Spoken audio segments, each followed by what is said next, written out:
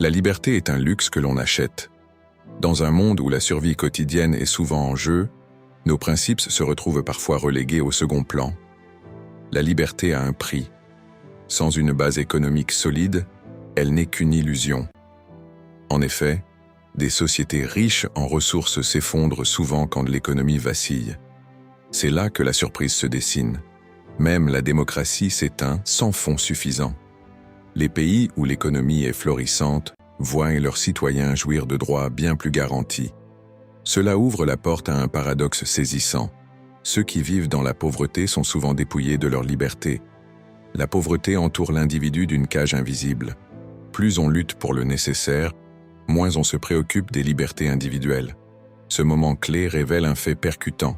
La liberté est étroitement liée à la prospérité économique. Des nations enrichies, comme la Scandinavie, sont des exemples éclatants de ce lien. Les conséquences se révèlent, des politiques publiques solides et des libertés civiles. Elles prospèrent parce que l'économie le permet. Un autre fait marquant, dans des pays où l'économie stagne, les droits humains sont souvent bafoués. Des répressions brutales émergent de la misère économique.